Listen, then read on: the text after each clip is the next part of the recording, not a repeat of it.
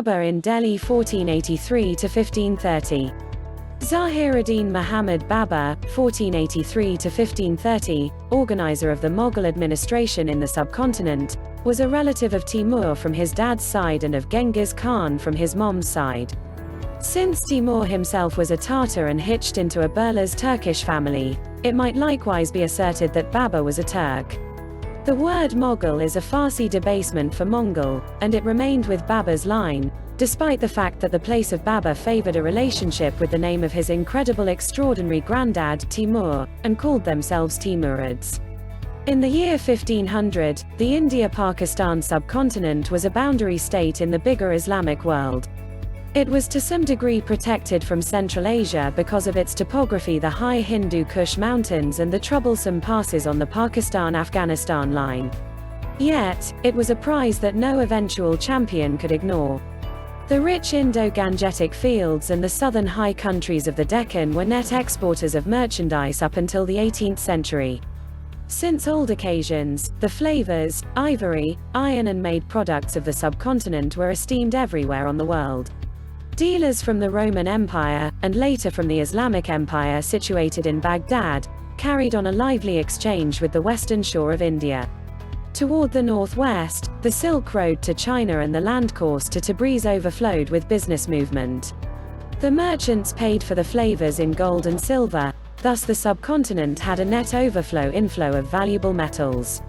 A significant part of the abundance discovered its way to the rulers, and the foremost urban areas like Delhi, Lahore, Multan, Surat and Dhaka. These urban communities became rich prizes for a likely vanquisher. It was therefore that India was ravaged consistently by trespassers looking for plunder. Frequently, the victors loved the simple existence of Hindustan, settled down and established new lines. Here and there, as it occurred with Timur, 1400, and Nadir Shah, 1739, they just took the plunder and left. Others, similar to the British, took the plunder and remained as long as they could to consistently abuse the land. The breakdown of the Timurid Empire tossed Central and West Asia into strife. Out of this unrest new realms were conceived. Shah Ismail I, the top of the Safaviya Fellowship, effectively united his force in Persia and established the Safavid administration. Zahiruddin Babur, a Timurid ruler, was a contemporary of Shah Ismail. He was the child of Omar Sheikh, a Timurid ruler who had acquired the abundant valley of Fergana, including Timur's capital city of Samarkand. Omar Sheikh, who managed Fargana from the town of Andajan, passed on in 1494 when Babur was a kid of 11. In the standard Timurid custom, there was a scramble among Omar Sheikh's siblings and children to snatch the seat. Babur's uncle Sultan Ahmed was quick to take his action. Be that as it may, Ahmed's abrupt demise, and the inability of his children, left Babur possessing Fargana and Samarkand. The infighting proceeded with Babur and his sibling Jahangir bumping for advantage. In the meantime, toward the east of Fargana, an incredible Uzbek realm had emerged, headed by Muhammad Shaybani Khan, 1451 to 1510. The Uzbeks extended toward the north to the detriment of the Mongols, and toward the west to the detriment of the Timurids. Exploiting the infighting in the house of Timur, Shaybani attacked Fargana in 1501, crushed Babur at the Afsari pool, and involved Samarkand.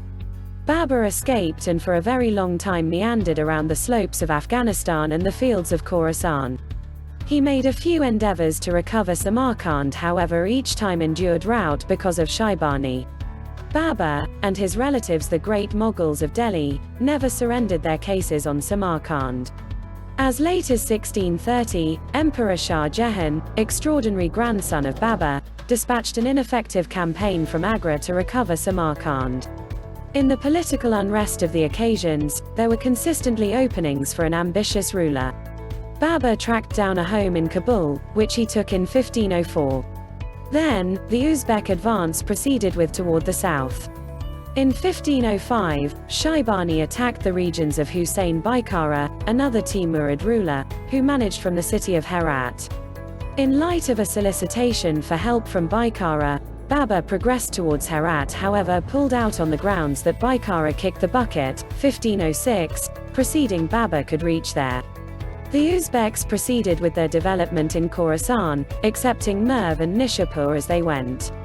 The Uzbek catch of Khorasan brought Shah Ismail himself into the brawl. In 1510, Ismail progressed into Khorasan at the top of a huge armed force. During this period, Babur battled on the Safavid troops against Shaibani Khan. Despite the partnership between the Safavid Shah Ismail I and Babur, Shaibani was successful. Turning south, the Uzbeks involved Kandahar and compromised the headquarters of Babur in Kabul both from the north and the south. Luckily for Babur, Shaibani pulled out from Kandahar subsequent to tolerating an accolade from the nearby occupants and was slaughtered that very year in a conflict with the Turkomans. After the demise of Shaibani, the Persians effectively recovered Khorasan. As a trade-off for the assistance he had gotten, Shah Ismail allowed Babur to keep any domain in Afghanistan and Fargana that he would wrest from the Uzbeks. Ismail pulled out from Khorasan, leaving his overall Yar Ahmed Khuzani as the governor. The free soul of Babur thought that it was unsuitable to live with the overlordship of the Safavids. Babur was dismayed by the awkwardness with which Khuzani constrained Ithna Ashari precepts on the dominatingly Sunni populace of Herat, and the fierceness with which he executed the occupants of vanquished urban communities. In 1512, at the Battle of Guzduvan, Babur retained his help of the Safavids.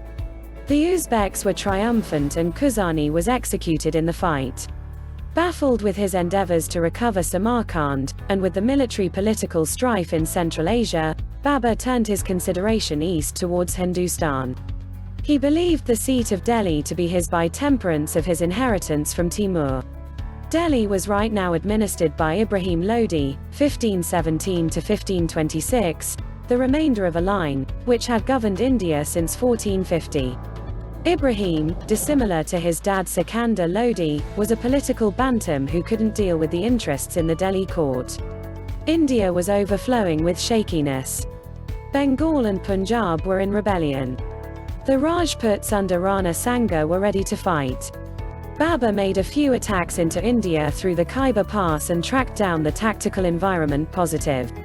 A chance to cross the Indus emerged when Daulat Khan, legislative leader of Punjab, looked for Babur's assistance against Ibrahim Lodi. The year 1525 saw Babur's armed forces in Lahore. The next year, he progressed towards Delhi at the head of 18,000 cavalrymen, all around outfitted with flintlocks and upheld by a phalanx of Turkish gun. Ibrahim Lodi met him on the fields of Panipat in April 1526 with his tremendous multitude of more than 100,000, upheld by war elephants. The Mughal advantage in guns conveyed the day. As Babur's ordnance fell on the elephants, they pivoted and stomped on the Indian infantry. Ibrahim Lodi kicked the bucket on the combat zone. Babur was in Delhi and the Mughal Empire was conceived. Babur progressed along the Gangetic fields, caught Agra, 1526, and moved into Kannauj. The next year, 1527, in a pitched fight at Kanua, he conquered the joined opposition of the Rajputs under Rana Sanga of Mewar, and of a portion of the nearby Muslim clan leaders. Ibrahim Lodi's sibling Mahmud Lodi got away from Panipat and brought a military up in Bengal. In 1529, this opposition was squashed and Babur turned into the undisputed emperor of Hindustan. The Battle of Panipat in 1526 is a defining moment in worldwide history. With Babur's triumph, the Delhi Sultanate, which had been set up in 1192 by Muhammad Ghori, reached a conclusion.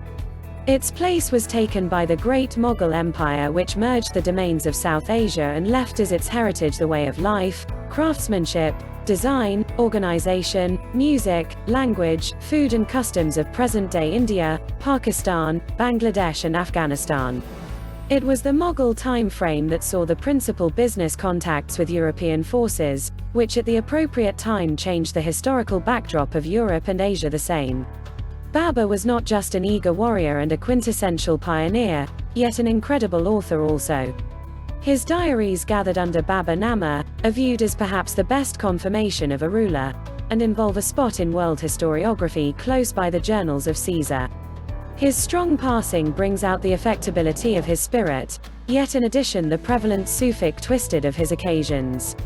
In 1530, his child Humayun became sick. The best that clinical science had to bringing to the table didn't fix him, and all expectation was lost. Babur lifted his hands in supplication to the Almighty, and importuning him to save the existence of his child, asked to end his life, all things being equal. It is connected that after the petition, Babur circumvented his perishing child's bed multiple times, each time rehashing his request.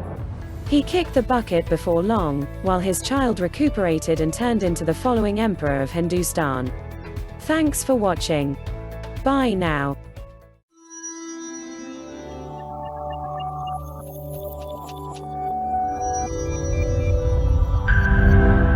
If you enjoyed this video, be sure to give it a like and subscribe to Life is Often if you haven't already. Click the bell icon to stay updated on all our latest content.